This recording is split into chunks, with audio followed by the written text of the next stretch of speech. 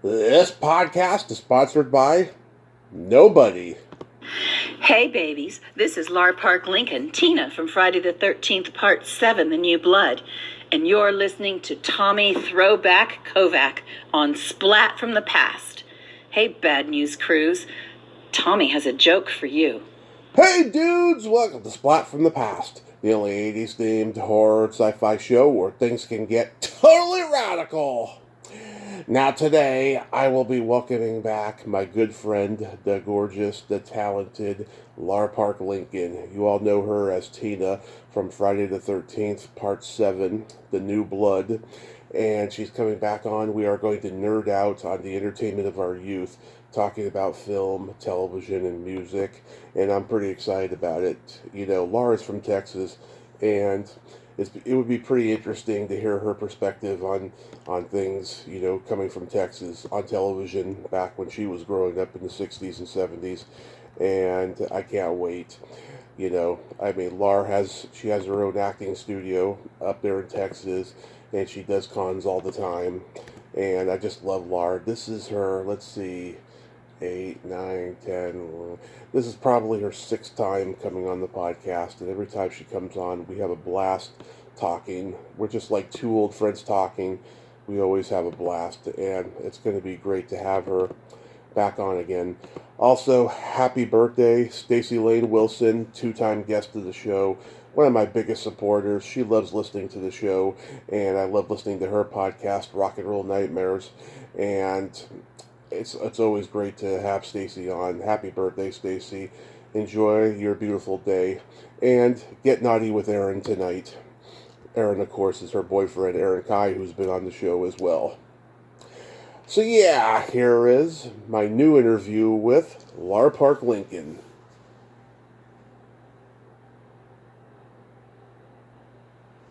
Welcome to episode 2170.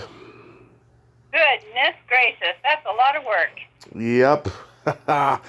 It's crazy. Yeah, how have you been? Well, this whole summer has been recovering from surgery. That's how I've been. So. Oh yeah, I remember you telling me. Yeah. Yeah. I had COVID last month. I moved recently, and I got a baby kitten. I can't complain. No, that sounds pretty good. Yeah. Goodness. So, going back in time, do you remember the first movie that impacted you as a child?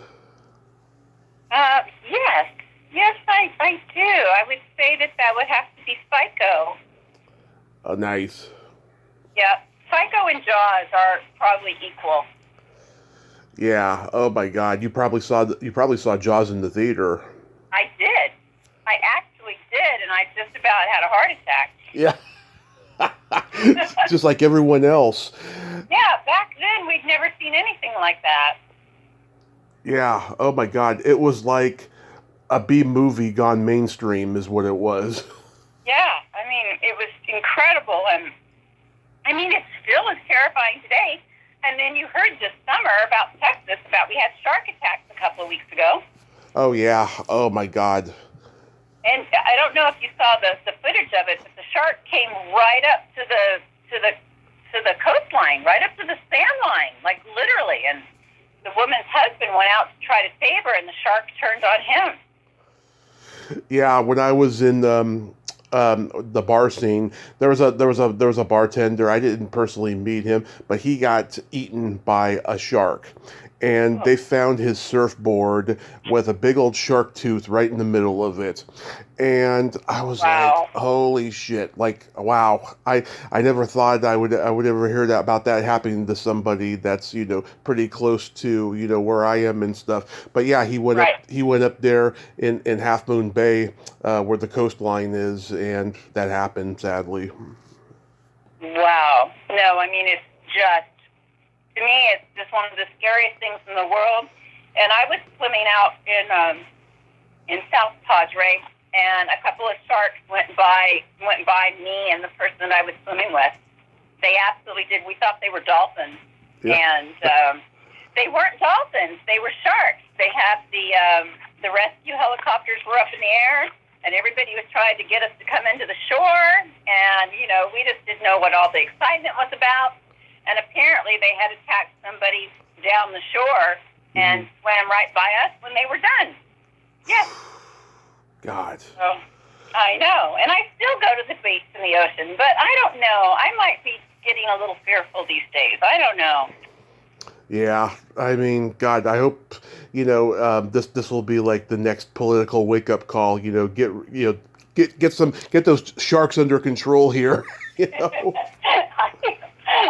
know. I mean, can you imagine seeing those teeth coming at you? I think I would probably just pass out. I don't know how people fight. I don't. Mm-hmm. I don't know. I don't know. But yeah, Back to the Future for me was like the first movie that impacted me as a kid because... Really? Yeah, because I always had that fantasy of going back in time and seeing my parents in high school and finding out why they're so fucked up and I'm so fucked up, You fantasy of going and figuring it out. Yeah, because I think that's why everybody likes that movie, because it's so universal and people can relate to it on that level. Sure, yeah. Well, that was a good movie. It is, and I like the sequels, but I really wish they weren't made. Right, yeah. I mean, but as with Psycho, I mean, it affected everybody. I don't know when Psycho came out. Do you know when it came out? 1960. Yeah, so I mean, it was already older when I first watched it, but it was so scary. Yeah, and it was so controversial with the shower scene. Yeah. That so much. Slowly, that was the beginning of nudity on film, and Herschel Gordon Lewis over in Florida making his low budget horror films. He was the first one to have gore in them, so like Psycho really set the template for it. Oh, really? I didn't know that. Well, in hindsight, yeah. I mean, I'm sure there were other sources that he was influenced by, but that was like the beginning of it. What genre did you gravitate toward the most growing up? What genre? Is that what you said? Yeah. I really like scary movies. Not really the slashers as much as just the really scary films. I really love those, and the mysterious kinds of, the psychological dramas were always really interesting to me. But yeah, comedy and horror for me were mine. My parents showed me The Shining when I was one. Now, they didn't like horror, but they loved Jack Nicholson, so we watched it because it was always on HBO when we first got HBO. And yeah, it scared me, and it wasn't until I was 7 I went back and watched it again, and then it became like one of my go-to horror movies every Halloween, along with Friday the 13th Part 6, Jason Lives, and Creepshow. Those were like my 3 favorites. Right. Well, yeah, I mean, The Shining was an incredible film. It was just, perfectly cast and just terrifying. How old were you when you watched that? I was a year old the first time. Oh. Yeah, I just remember being scared of Here's Johnny and a lot of the close-ups of Jack's face just being terrifying, But he's always been one of my favorite actors. Oh gosh, yes, yeah, phenomenal, absolutely. Yeah. Yeah, Friday the 13th, the original was like where my love for slasher was cemented when I was 8, because my brother rented Nightmare on Elm Street 3: The Dream Warriors when I was like 4, and that scared me to no end. Well, I loved the first Friday the 13th so much. I mean, I was a true fan of the series, so I had a lot of fun doing it. And, we would always go watch them in drive-ins where you could see a couple at the same night. It was so much fun. Yeah, I'm sure, like, when you're doing interviews with, like, these hardcore fans and stuff, I bet they're pretty dumbfounded by the fact that you do love horror, because most of the people they ask if they love horror that act in horror movies, they don't, I know. I find that so odd, because it just seems like the most perfect thing to watch on a rainy, scary night. Yeah. What else would you do? Exactly. I'm sure you remember when Texas Chainsaw Massacre came out. Yes, I mean, all of us that are vampires from the dark side, like our horror movies. Yeah, my dad went to go see it when it first came out, along with The Exorcist. This is the reason why he didn't like horror after the Universal monsters, because it just became too gross for him. And like, he remembers kids running out of the theater and going to go throw up in the bathroom or something. Oh no. Yeah. Well, yeah. I mean, the slasher films are a completely different genre on their own, and you got to respect them just for that. So. Yeah, exactly. But yeah, I mean, a Texas Chainsaw Massacre I saw when I was 13, and I was like, this is not that scary, and I still meet people all the time who don't think the original is that scary. Really? Yeah. Yeah. How many of those did they make? Oh, let's see. The first one's in 74, second one's 86, third is 93, or no, the second, or 90. The fourth one was in 94 with Matthew McConaughey, and now they've done a few reboots. I'm sure they've done 7 at least. Yeah. Yeah.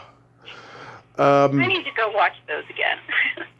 Yeah, well, the second one is really over the top and campy and silly, and there's some genuine scares in that one. And the third one is really scary. R.A. Mikhailov plays Leatherface, and he's a really imposing guy. And I thought that he played Leatherface. He played him much differently than Gunnar did, but he played him equally as scary, if not scarier. Yeah, did you ever get to meet Gunnar at any conventions? I have, yes. I do remember getting to meet him a couple of times. Yeah, nice guy. Yeah, for what, I only would have said hi, hello, probably seen him in the lunchroom, whatever, do conversations. But yeah, seemed to be a pretty good guy. Yeah, he passed just before I think I got out of the hospital from my car crash, and before I started my podcast, so I never got to meet him, unfortunately. Oh, that's too bad. But I've interviewed various cast members from the original that are left alive, of course. Mm-hmm. For comedy, I mean, I loved Mel Brooks, Woody Allen, Neil Simon, the old comedy teams like Martin and Lewis, the Marx Brothers, Laurel and Hardy. I love Charlie Chaplin. Were you a big comedy fan growing up? Some of them. I'm probably more the dry humor comedy. Although we will do some Monty Python in class because it's so hard to do, and some of the younger students have never seen any of it. So, the English dramas, they just haven't seen them, and it's just a really good exercise when I'm teaching sometimes. Yeah, that's one. One category I have not explored on the podcast. I haven't been able to find anybody from Monty Python and the Holy Grail. I love that movie. It's one of the funniest comedies ever made. Yeah, I mean they're just so sharp and fast and witty. You can watch them a million times and catch jokes as you go through. So you can imagine students trying to figure out how to do those that hadn't seen them. Yeah, I love that. They're like, this is a mess. And I'm like, it is a mess. Make something out of it, the script. Yeah, I love that British humor. It's so self-deprecating. They make fun of themselves. They don't really make fun of anybody else. They do, just of themselves. And so there's something called the Argument Clinic. I'm pretty sure that's going to figure out. I'm not quite sure if that was Monty Python or not. It's called the Argument Clinic, and it's just a very funny little scene where the character goes and pays someone to have an argument with her, and it turns into an argument, of course, that she doesn't think it's a good enough argument, so they have an argument about it, which is the point of the Argument Clinic. And really, really hard scene to do, a lot of fast humor back and forth, and super fun. Yeah, I like to see that pitch meeting. Yeah. Yeah, it's really funny. It's just a hysterical piece of comedy. But I like all kinds of comedies, but mostly the dry. If I'm going to sit down and watch a comedy, it's probably more of a dry comedy than big over the top slapstick. Yeah. How about the old film noirs? Did you like those? Yeah, well, I do like the cinematography of them. Mm-hmm. I don't know if I could actually name any right off the bat, really. Like if I could get my mind to just like actually name one I've seen. I just know they were always fun. I mean, would you call Dial M for Murder? Would that be in that category? That is that is definitely a noir. Okay, so yeah, so that one I always loved, and that's a terrifying movie to watch when you're home alone and you decide to watch something scary, and she picks up the phone and they're discussing her murder, and that was a scary film, yeah. And it's a Hitchcock film, just like Psycho. You probably liked most of his movies. Yes, I did. The Birds. Love The Birds. That was shot near my hometown. Well, I have the bathroom that's in the studio. I have a signed Tippi Hedren, poster, whatever. One of my agents got it signed for me, and I have that up in that bathroom. And then I have placed it's a black bathroom, and it's a high gloss black with some Tiffany blue. It's very pretty and dramatic, and I have some birds hidden in that bathroom around that poster in various different places to recall that film. So. Yeah, I love that. They're sneaky in there. Some people get it right away, and then some people go, "What are the birds doing in there? They're staring out at me." Yeah. I tried to find somebody from that movie last year that's left alive. It's stuff. Jeannie Russell, who played Margaret on Dennis the Menace, was in it. She was like one of the schoolgirls. I tried to make the connection, I couldn't, and I found some guy who's like in his late 80s who was in it, and I don't think he knew what a podcast was, so I didn't hear from him. Oh, good. Well, sometimes that is the situation where they don't know what something is, right? I guess so. Of course, yeah. I love Vertigo. That's my favorite Hitchcock movie. North by Northwest, I love, and stuff. I had a huge crush on Cary Grant growing up. Vertigo is really good. Yeah, I mean, that movie was metaphorically Alfred Hitchcock's answer to his crush on Grace Kelly when she married the Prince of Monaco. Like, okay. It's like, when Jimmy Stewart's stalking Kim Novak, that's basically Hitchcock stalking Grace Kelly. That movie is, about his crush on Grace Kelly. Right, and then wasn't he always trying to get her to come back and work? But she never did, though. But she did leave behind some great films.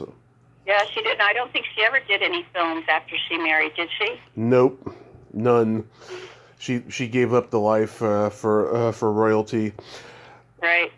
I love all the Bogart and Bacall noirs. The Big Sleep. Right. That's one of my favorites of all time. I love that movie. Dark Passage, which was shot in San Francisco. Woohoo! I don't know that one. Yeah, okay, for the first 45 minutes of the movie, we only hear Bogart's voice. We see Lauren Bacall from his point of view because he had an accident and it altered his face. And we don't know what he looks like until about 45 minutes or so in. And of course, it's Humphrey Bogart. But apparently he looked different before that accident. And then, the rest of the movie is just him trying to, first, him and Lauren Bacall falling in love and what have you when she takes him in. But then then for the rest of the movie, he's just trying to find that guy who did that to him. And then he does find him. Yeah. What happens? What happens when he finds him? They have a showdown. They have a little car chase around San Francisco, and then they have a showdown. Yeah, and then there's To Have and Have Not, which was their first one. That was just a little, cruise ship resort romance.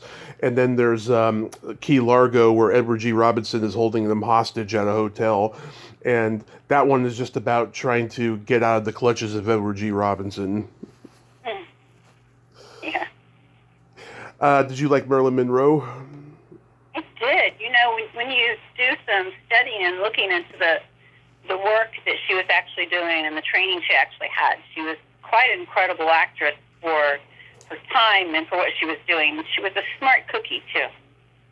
Yeah, she was. And I've talked to people who were in, was it Lee Strasberg's class, I believe? Yeah. Right. actor studio classes. She was not glamorous. She was very much like a tomboy, and she was focused on learning how to be a good actress. But the Hollywood system made her this glamorous goddess, you know. Right. Right. So that, and the press was so controlled, people, if you don't see it happening, you don't know it's happening. So they never saw her as herself or anything other than just the films, just whatever was put out about her. So yeah, really get the credit of being a good actress. But even doing the comedy films was very difficult. I've often wondered why she had so much trouble when she was shooting, when she had so much training, like when she, I guess, was it drug abuse at that time? Or yeah, something like that. That would make her have to do so many takes and be called difficult, when she was working? Yeah. Well, she was only difficult because of her addiction, but there were so many people who loved working with her because she was a good person. Right, right. But that's what I thought. It was probably with the addiction stuff that caused those problems. My favorite is the 7 Year Itch. That movie. It should have only taken probably 40 days to film. It took like 6 months because of her addiction. It was just insane, that production, but you see it on screen, and it's so well done. It's Billy Wilder, and it's Billy Wilder's only movie for 20th Century Fox, and it's just, I know a lot of people who dislike it, and I found out why recently after so many years of being in suspense. The play was much more body and made more sense, and for the movie in 1955, they had to cut a lot of the raunchy jokes out of it. Oh, okay. Yeah. So they're purists of the original, and the original play gets performed all over the world and stuff. I haven't seen it though. No, I haven't either. I think Marilyn. What do you think that Monroe's biggest addictions were at that time? I think it was pills. I don't know which ones and like stuff. uppers and downers, I guess, all the time. Probably. And it's a studio system, then, I guess. Probably, yeah. And she was married to Joe DiMaggio, who was my Italian nonna's next door neighbor growing up. Really? Yeah, she didn't care about baseball. To her, Joe DiMaggio was the cute boy who lived next door. Right. Funny. Yeah, I think it was that, and she wasn't in one of those assigned studio marriages. Right. Like Tony Curtis and Janet Leigh was. True. Yeah. I'm sure growing up you loved westerns because you're from Texas. Well,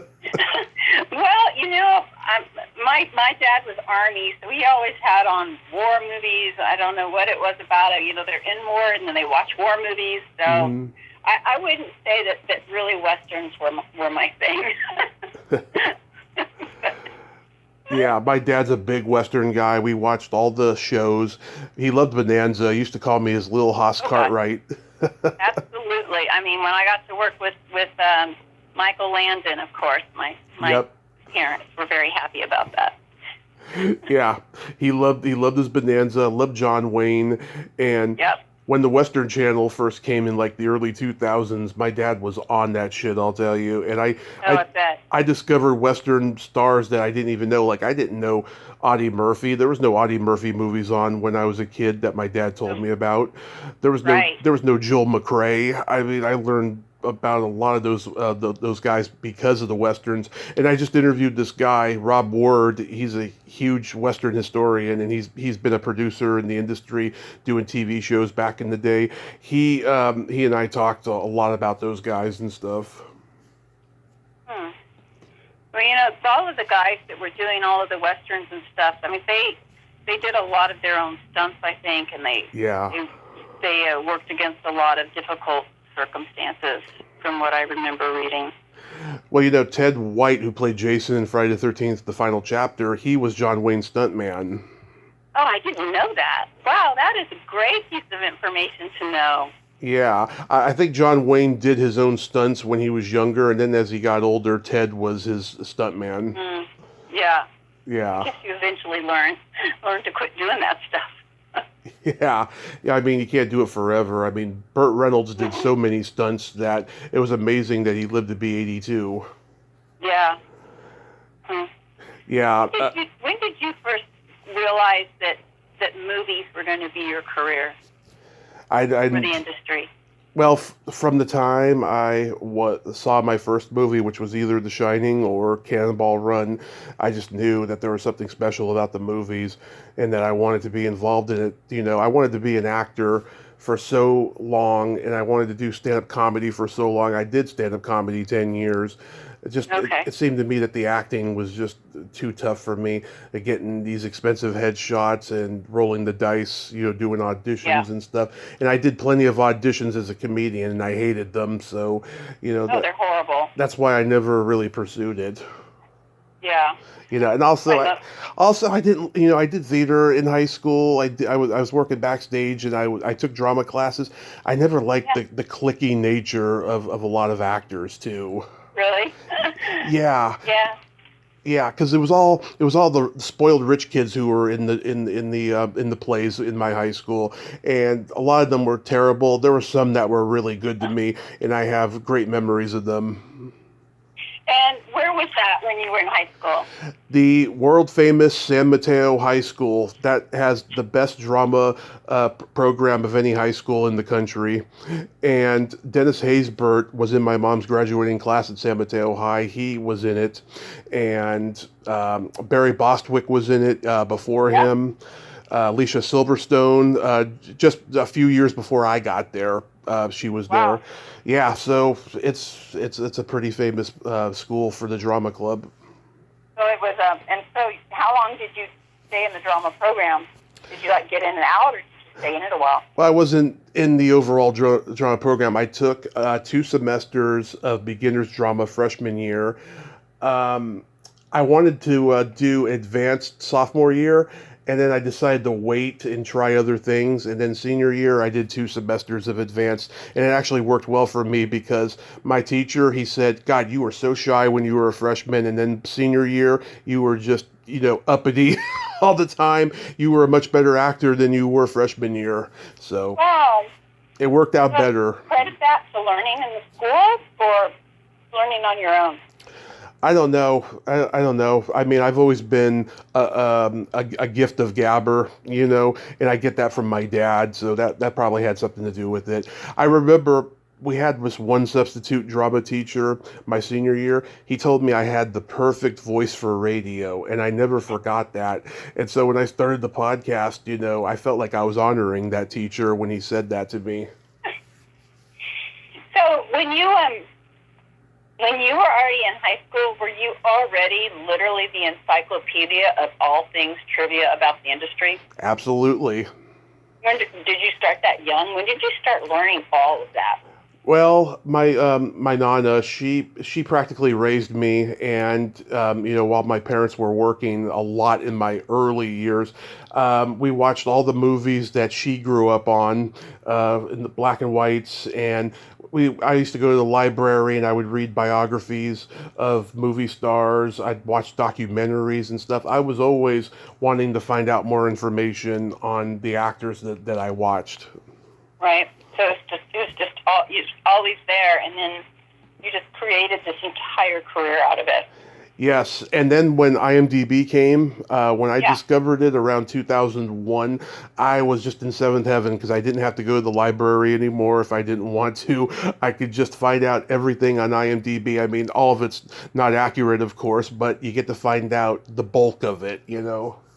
Right, and wasn't IMDb in the beginning, wasn't it really only for the industry? I don't remember it being for the public in the beginning. I couldn't tell you. I'm sure if I looked up the history on Wikipedia, which was another outlet where I discovered stuff, that I could probably get that information, but no, I just discovered it in 2001, and I remember how I discovered it too. I was trying to find out, there was this website called Sitcoms Online where you find out about TV sitcoms and stuff, and I remember clicking on names and then going to their IMDb entry and finding out all this stuff. That's how I discovered it. Now, wait a minute. I just found out that there's a piece of trivia that you don't know. Wait a minute. Fans, hold on. Everybody, sit down. Wow. I have just uncovered something that Tommy doesn't know. This was 2001. I was 18. Oh, I can't believe it. Yeah, but you know stuff from every decade there is. Pretty much. Dude, that's great. I can't believe I stumped the unbelievable Tommy. Wow. Do you remember the first drive-in movie you went to? Oh, yes. It was Grease. It was Grease. Grease. Mm-hmm. Nice. I was 2 when my parents started taking me to the drive-in. They took me to see Weird Science and Rambo 2, and I kind of remember it, And after a while, they stopped taking me for a few years because it got to a point where I was either falling asleep in the back seat or I was getting out of the car and knocking on windshields. Oh, I'm sure. Yes. Now, wasn't Kelly LeBrock the one in Weird Science? Yes. I read for that role. You did? Yes. Lar, don't get me wrong, you are gorgeous, but Kelly LeBrock is perfect for that role. Yep, she was perfect for it, Yeah, I heard her say in an interview she based her performance on Julie Andrews in Mary Poppins. Oh my word. Yeah. It makes sense, doesn't it? Because she has to look after these 2 boys, and she's got that accent, Yeah, that's funny. Oh my gosh. It's perfect. Yeah. It's awesome. So getting into television, did you watch sitcoms growing up? I did, yeah. I mean, when I was really young, like in elementary school, I was watching the reruns of That Girl, becoming an actress, and I would watch The Flying Nun, but That Girl, of course, the Dick Van Dyke Show. So those were all in reruns in black and white when I was in elementary school, and I loved them. Yeah. Yeah, I would watch my parents' generation sitcoms like The Munsters, The Addams Family, Gilligan's Island, I Dream of Jeannie, Bewitched, Gidget, all that stuff. But I would also watch MASH, WKRP in Cincinnati, Three's Company, all the Gary Marshall and Norman Lear shows. Right. Yeah, Mary Tyler Moore Show. Yeah, Mary Tyler. All of those were so good. They were so good and so funny. I mean, Gilligan's Island, so ridiculous. It's a funny show to watch. Yeah, I interviewed Sherwood Schwartz's daughter-in-law, and she told me the origins of that show. It was during the civil rights movement in the early 60s. He thought, what if there was a show where all these different classes of people were stranded on a desert island and they would have to learn to get along with each other because they both had the same problem? Gilligan's Island was a response to the civil rights movement.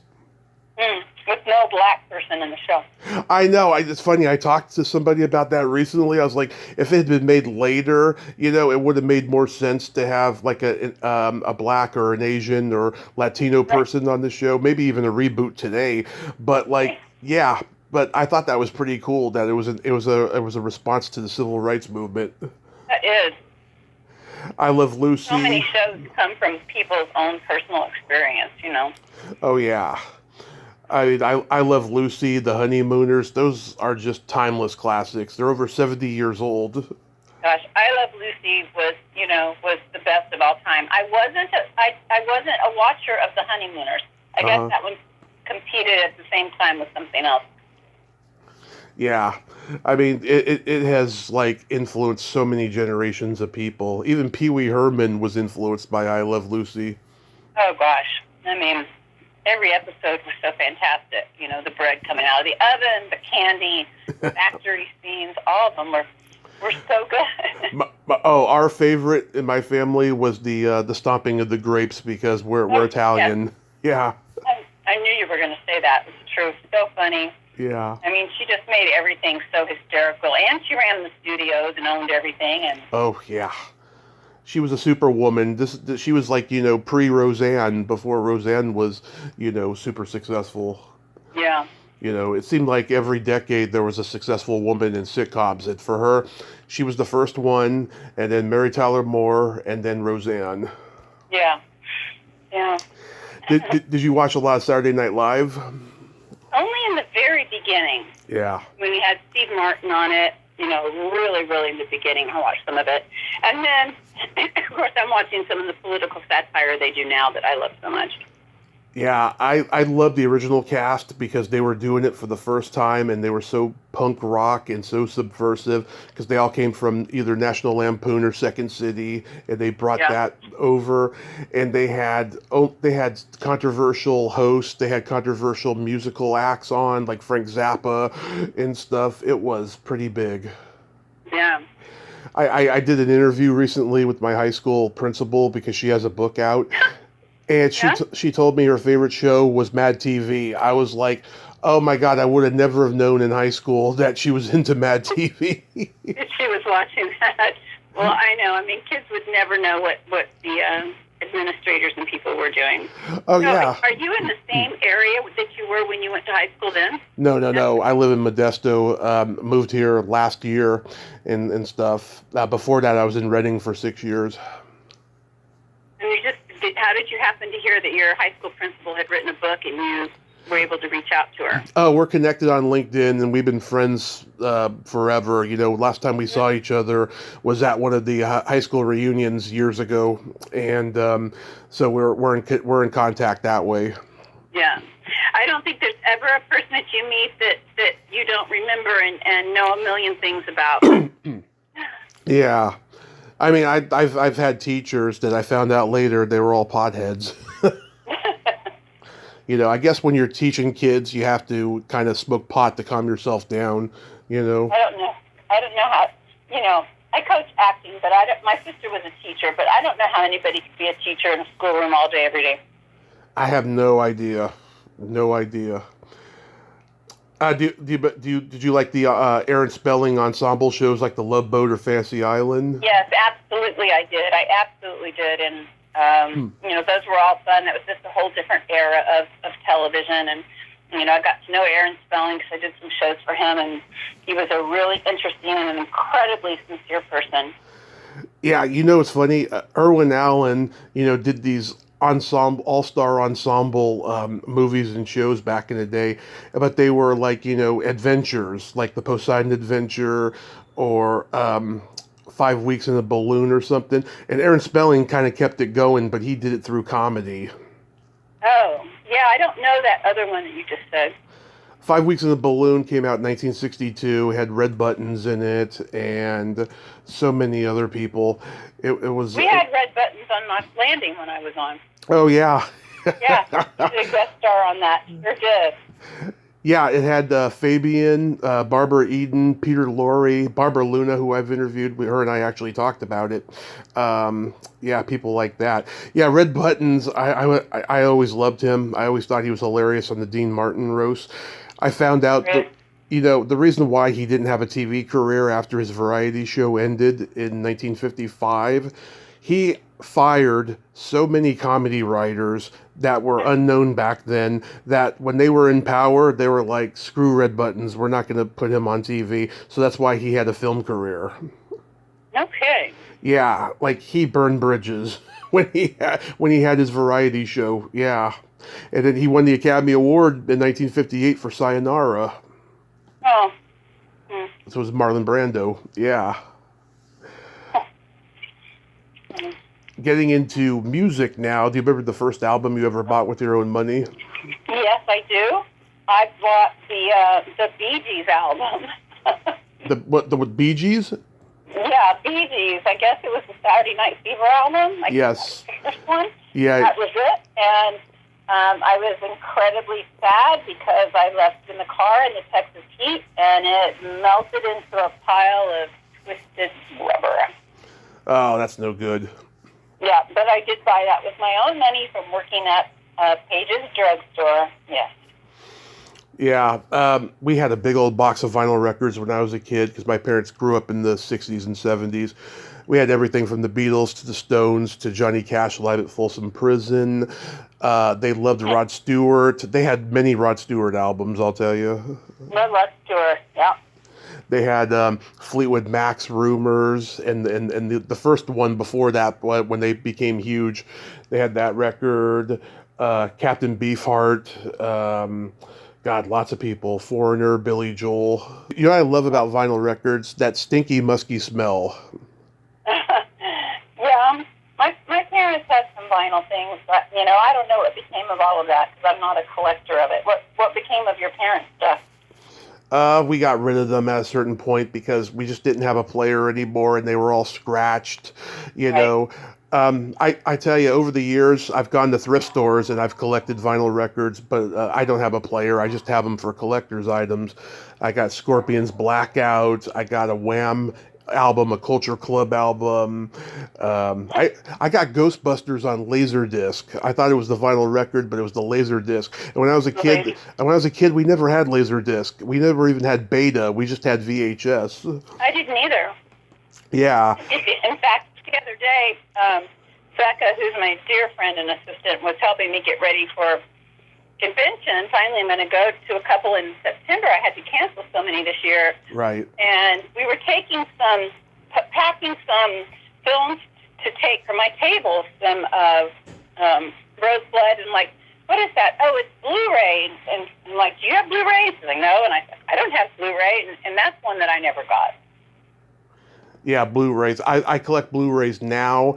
I watch. It's funny. I have a huge VHS collection because I'm such a nerd, but I also have Blu-rays because I want to watch the special features, the deleted scenes, Right. the commentary tracks and stuff.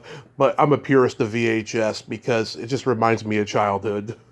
Yeah, I loved it. I mean, VHS was so easy, but DVD was okay too. I just didn't understand why we couldn't turn it over and play the other side. I don't know.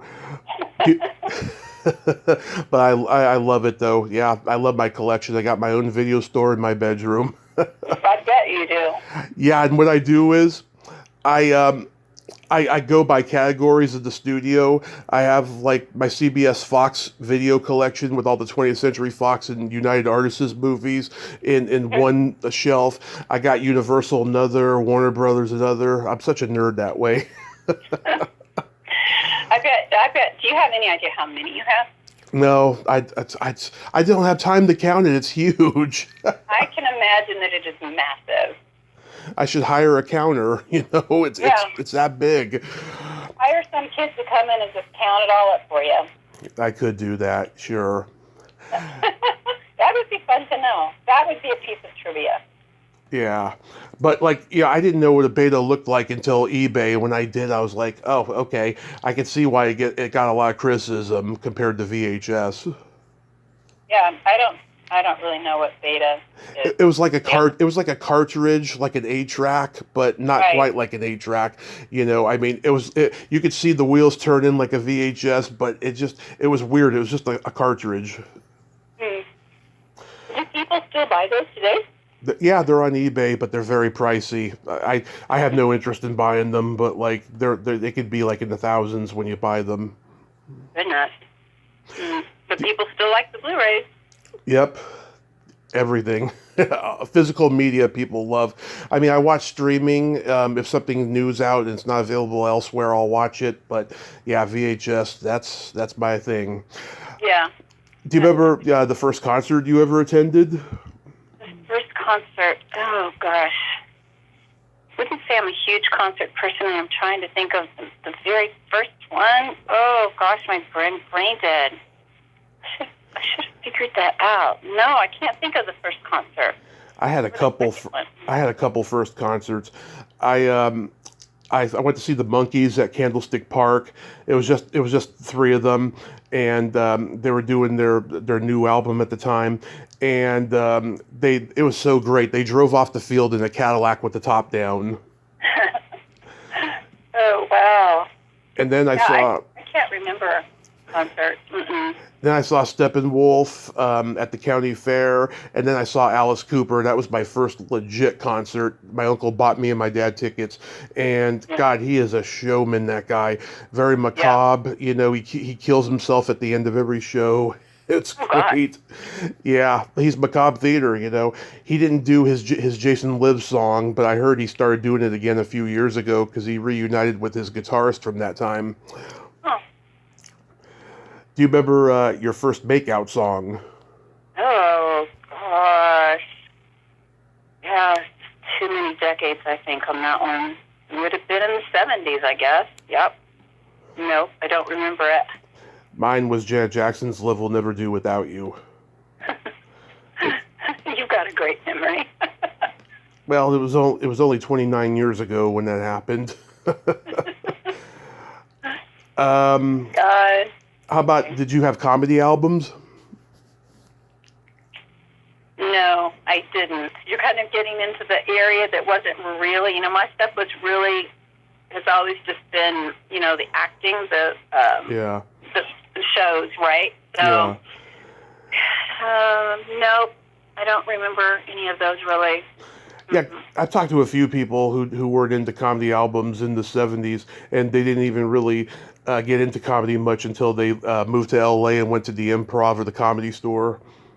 Right. When you're seeing really good comedians, it makes such a difference. Like, I love pulling up comedians and stuff, just when I'm streaming, and it's so great. You love it. And then you get a whole bunch that are just trashy that there's no reason I'd really want to listen to them, Oh, yeah. Like, who have you seen lately that you like? Oh, I couldn't tell you. It's been a million years. Yeah. Because they're putting out all these Netflix specials, currently. So many of them, and I don't recognize the names of the people that are coming up, just because I don't know them, right? Yeah. Well, I partially know them because of me being in stand-up, and I partially know them because I listen to a lot of podcasts of comedians, and they're like, and I'm like, God, I never heard of this guy, and then I'm like, oh God, he's hilarious, and then when I see his special, I love it, Right. I've had a couple of comedians that I've coached, and comedians are hard to coach. Yeah. Because they're very down on themselves. They are. They're really hard to lift the energy in the room when they're not doing their sets, Yeah, you wouldn't know it from me, but I'm always down on myself. Always. I totally get it, Yeah, when I first started, I was like, oh my God, I love them on stage, but off stage, not so much. I'm like, where's that guy or where's that girl that's on stage? Because I love that person, It's really a complete character that they create, because in person, all of them that I've known have been hard to be around. Yeah. Yeah, they are. They are very hard to... Yeah, I mean, there's some that, I see this sparkling personality on stage, and then off stage, just a complete monster. Like, I can't believe that person that I'm talking to off stage is the same person on stage. It's really crazy that they have this gift, Yeah, they just must be really... I mean, you wonder about Robin Williams and some of the really great comedians, if they were so tortured in their regular life, or if they had a good handle on it. You just don't know. Yeah. Here's a fun question. Do you remember when you first discovered your belly button? No, I don't, but I have a really cute belly button. I used to have a cute one, but I've had too many surgeries since my car crash. Yeah, well, I would have to say I used to have a really cute one. I'm sure it's been replaced a few times now, but... Oh, did you ever have a C-section or anything? Yes, had a couple of those. But... Oh yeah, my mom's had those. So now I get to look at the cute belly buttons of grandchildren. Yeah, I was probably about 6, and me and the boys, we used to show each other ours, and I had a girlfriend, her name was Elvira, and she had a cute little Audi and stuff. Was that really her name, Elvira? It was, yeah. With an Audi belly button? Oh, what a tortured girl she must have been. But she was adorable, and she grew up to be adorable, too. Unfortunately, she doesn't talk to me because she went down that rabbit hole of drug use and a bad marriage and everything. But she was she was always the girl that got away, kind of, because after junior high, we went to different high schools, and I miss her. But certain people, they're in your life for a short window, and they can make the most impact. Right, that's true. That's very true. Mm-hmm. And she was from Texas. No kidding, really? Yeah, she moved to San Mateo from Texas when we were 6, like right in the middle of first grade. Yeah. So how's teaching been going? Well, I've had a forced, really boring summer recovering from spine surgery. Mm-hmm. And all classes, first semester starts up in about a week and a half. I've been doing most of my private clients during the summer, and one of my students just booked her 4th episode of Bold and Beautiful, and one just booked a new series for Space Rangers, a new film for Space Rangers, and just everybody working, everybody doing well, and waiting for me to get back in the studio. So I am ready to be back in the studio, that's for sure. I'm going to be shooting a film in November. Nice. House of Dolls 2. And I have a lot of actors in House of Dolls. I had one actor in House of Dolls 1, Alicia, and then I've got a couple of actors in House of Dolls 2. So, is that going to be in Texas? It's in Texas and Los Angeles, and I'm playing the dean of a college who ends up finding out a horrific truth about her adopted son. Oh. And the college is being attacked and tormented. So I'll leave it at that, but it's creepy and fabulous. Love it. Yeah. Yeah. Are you writing your next book? I have just finished a book for my acting studio called Slate, The Audition Before the Audition. And so it's about 40,000 words on how to do that, and it's at the graphic designer. And then I'm going to hopefully work on another acting book and back to the whole autobiography that never gets finished. Yes. You know? Yeah. That one gets pushed back every time. I know. I keep pushing mine back, getting that one finished. Hopefully I'll get to. The ones we really need to get done are the hardest to do, right? Yeah. I mean, people are coming out with books now, and I find out, they started it 20 years ago and then just finished a year ago. Well, the thing is, I'm going to have a little button or sticker on mine that says it's not written by AI, Yes. It's really written books. That's important now. That AI thing just friggin' scares me. Yeah, I think it's important too. I mean, to use it for grammar and punctuation and stuff like that is great, but so much stuff is completely written by it. It starts to feel really false and lazy. So yeah. Mine are actually handwritten. So. One word at a time. One word at a time. Yeah. And how's your back and everything? Oh, I'm doing good. I'm really doing good. I'm luckily there were great surgeons, so I just put myself back together and move forward, right? Right. Just like Humpty Dumpty, put it back together again. Yes, exactly. Lots of physical therapy. You got to do physical therapy after surgery, that's for sure. And how's the grandkid? Oh, they're so cute. In fact, my little almost 4-year-old granddaughter left yesterday. They've been here visiting. They headed to Portugal, and my son had matching twin boys that are just about 10 months old, and they look exactly the same. Nobody can tell them apart. So they're fun. I get a picture and I say, is this a picture of one child printed twice or two children printed separately? Because they look exactly the same. Yeah, I know it's funny, you look at kids and they're a dead ringer for their parents. I remember I met Sid Haig at one of his last conventions, and his son and his grandson were with him. They were like all identical. Were they really? Yeah. It looks like him? Yeah, exactly like him. Oh my gosh, that's funny. Yeah, I quite frankly, I don't know why he was there. He looked like he was not doing so good, but I'm glad I had that moment with him. Yeah. Well, he probably just wanted to get out there and see the fans, Yeah. So tell me about these upcoming con appearances. Where are they at? Oh, two. One's in New Jersey. Mm-hmm. I think that's the one day. Is that ChillerCon? No. No. Let me see if I can figure it out on here. Mm-hmm. Let's see. I'm going to pull this up and figure it out. Okay. Let's see. It's not the 6th. On the... Oh, yeah. Friday the 13th is CryptoCon in Minneapolis. Yep. And the 27th...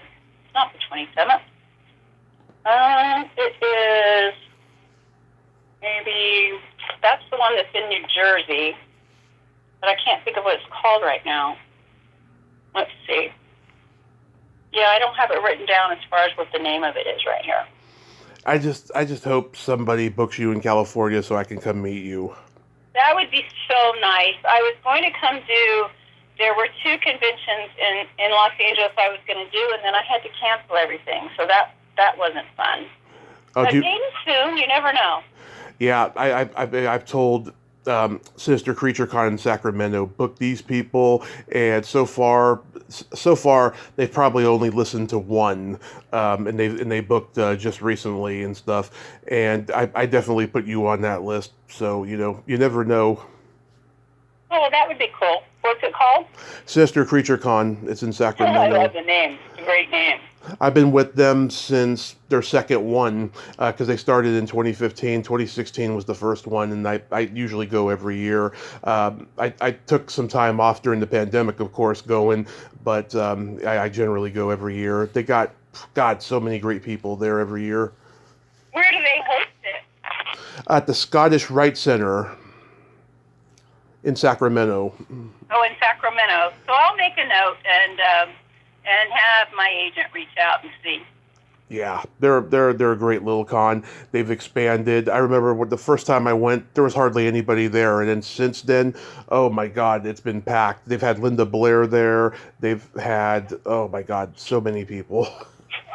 Yeah, well, I haven't heard of that name, so I'll reach out and ask if she's talked to them about it. Absolutely. I have a joke for you.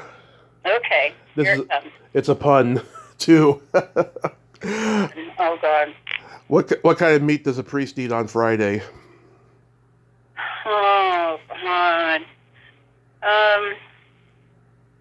Well, not fish, because that's not meat, and that would just be wrong. Gosh, I never know your jokes. What is it? None. Oh, of course, that's the one everybody was going to say. I said, that's not it. It's none. It's a nun pun. Nun pun. That was pretty good. Yep, I'll give you that one. Thank you, Lar. Good job. I love you. Thank you so much for nerding out with me today. I love you back so much, and you just keep learning more and more stuff to keep us all enthralled. Absolutely. And let's hope you come to California soon for a con, and we can finally have a hug and have a coffee. That would be great. That'd be wonderful. You take care of yourself out there. You too, love. Be safe, and take care of those grandchildren. Will do. Talk to you soon. Bye-bye. Talk to you soon. Bye-bye. Well, there you have it. Lar Park Lincoln. Ain't she a sweetheart? Oh my God, every time we talk, I just have a blast. I love how she showed interest in how I started, loving film and everything. That was a great conversation. I just hope to God somebody books her in California to do a con, and we can take our friendship to the next level, breaking bread. Well, until next time, this is Tommy Throwback Kovac saying, there's no shame in living in the past because the present sucks. Later, dudes.